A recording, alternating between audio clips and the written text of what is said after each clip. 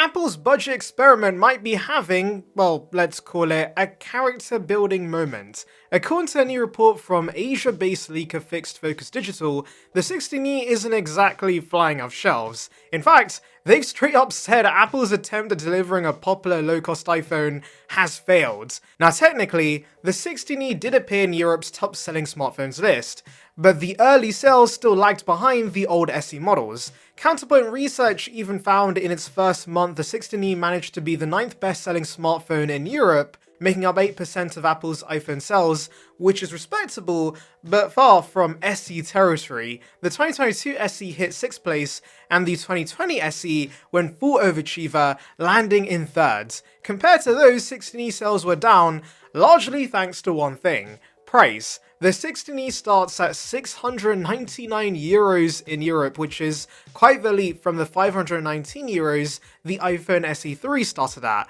Despite this, the 17E is still right round the corner. Can Apple turn things around?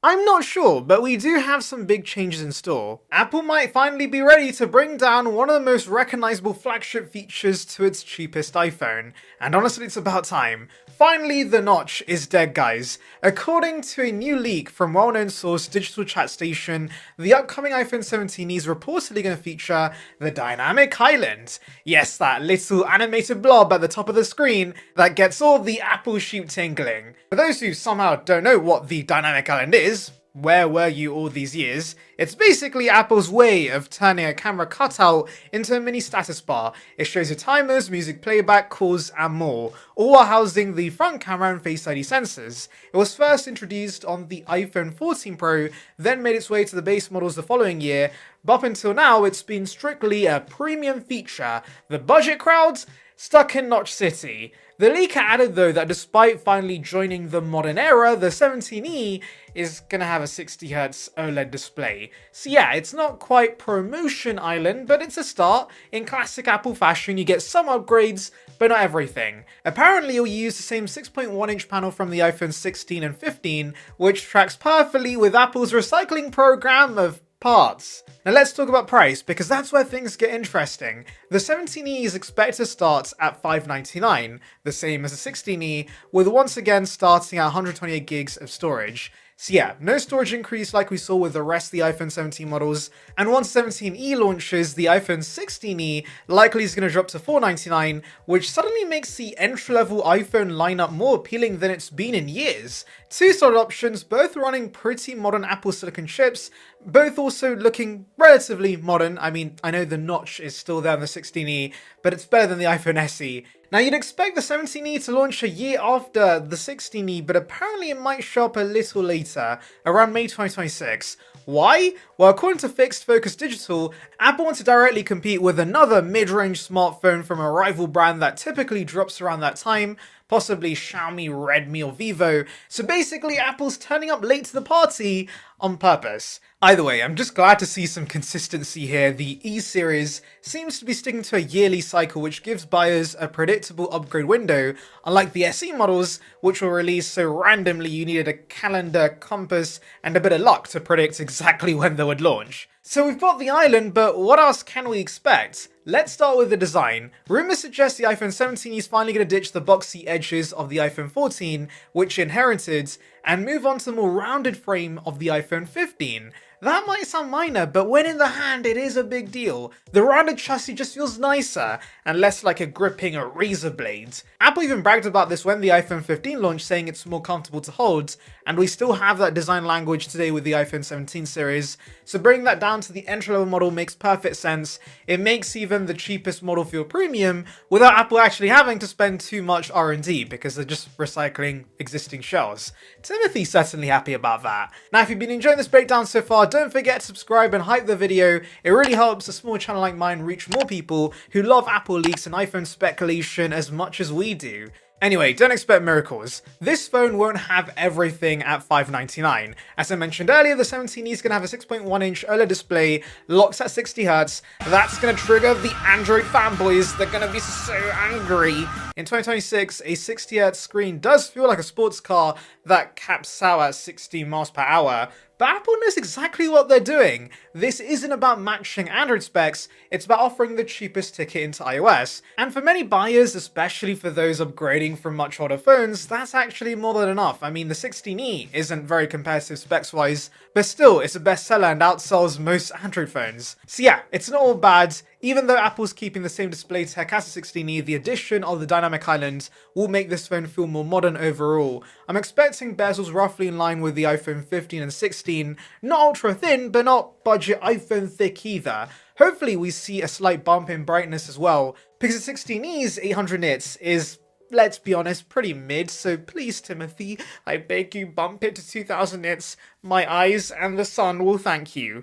Now let's be real, the iPhone 17E's biggest competition won't even be Android's, it will be Apple's own lineup. When the 17E launches, the 16 will probably still be in the range for around $100 more, and they'll have perks like the ultra-wide lens, MagSafe support, and Apple's new ultra-wideband chipset, and also nicer colours. Depending on how you use your phone, that could make the 16 a smarter buy. And if you're willing to buy refurbished, that makes things even more interesting. In the UK, the 16 can already be found for around £479. That's cheaper than the iPhone 17 is supposed to be, and that price is only heading one way, down. So yeah, I think the 16 is ultimately going to be the better buy, but for those who want something new with warranty and the latest chipset, the 17E still kinda makes sense. Now let's talk about MagSafe, because don't get your hopes up, I highly doubt Apple's going to bring this to the 17E. They'll almost certainly leave it out again, just so it doesn't eat into sales of pricier iPhones, which is frustrating because with Qi2 wireless charging now rolling out at 25 watts across newer models, the 17 missing out is painful, I can't lie, but hey, this is Apple. Pay more, get magnets. Simple as that. One area that might quietly improve though is connectivity. The 16E introduced Apple's first in-house modem, the C1. The Air later got the C1X, so expect the 17E to either adopt that or move up to the C2, which should be faster and possibly support millimeter wave 5G. That could also bring better efficiency and stronger battery life, which, to be fair, was already great on the 16E, but Apple improving that would be appreciated regardless. Apple might also chuck in the N1 or the N2 wireless chipset, improving Wi-Fi, Bluetooth and AirDrop performance. Little invisible upgrades that make everyday use just smoother. Let's talk about colours, or the lack thereof, because don't expect anything wild. Apple usually saves the fun new shades for its higher end models, so while the iPhone 17 got that lovely sage and mist blue, the 17E is probably gonna stay in the safe zone, black and white. And while we're comparing, the differences between the 17 and 17E is going to stack up pretty quickly. A slightly larger 6.3 inch display, ProMotion, always on display, slimmer bezels, more storage, and the ultra-wide lens. Apple knows exactly how to make you spend that extra $200. They are the undisputed masters of upselling. You go in for the cheap iPhone and somehow you walk out $200 lighter saying, "This comes in a nicer blue, I want this blue." Performance-wise, the A19 chip is going to be the headline win here. Apple could have easily reused last year's chipset and called it a day, but the fact that 17E is getting the same silicon as the standard 17 is actually pretty nice. That means this phone's going to stay fast for years, and for most, that's all that really matters. The A19's efficiency is going to also help with battery life, which is quietly becoming one of the strongest areas across the range. The 16E was already great, as I said, but Apple improving battery life even further, that's going to be great. Camera-wise, the 17E will likely keep the 40MP single camera, maybe with some improved processing. No telephoto, no ultra-wide, just the essential main lens, that's it. I do wonder if we'll see the 18MP square sensor on the front that's on the 17, but realistically, Apple's probably going to keep that exclusive to the higher end models. Now, one of the funniest parts about this leak cycle is seeing how Apple manages to make old hardware feel new. We've seen this before. They give us a new design that's just been recycled, give us a new chipset, and suddenly it's the most advanced iPhone ever.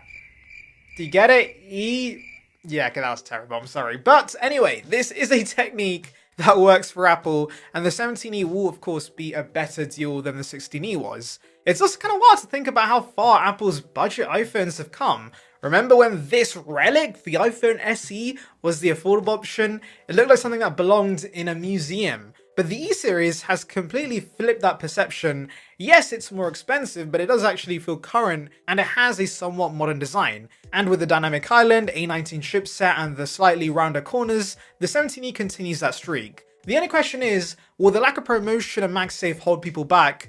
Possibly, but I think Apple's target audience for the 17E isn't the tech-obsessed crowd comparing refresh rates. It's for those who just want a modern-looking iPhone with Apple's reliability, solid cameras, and long-term support, without spending $1,000. So the best way to think about the 17E is a spiritual successor to the SE, but one that's finally caught up with the rest of the world. It's simple, familiar, but modern enough to not feel like a compromise. But what do you think? Would you go for the 17E over a refurbished 16, or does the lack of promotion make this a hard pass for you? Let me know in the comments below, and if you enjoyed this deep dive, don't forget to subscribe and hit the hype button. It helps the channel massively and keeps me fueled with caffeine for the next round of Apple leaks. Thanks for watching.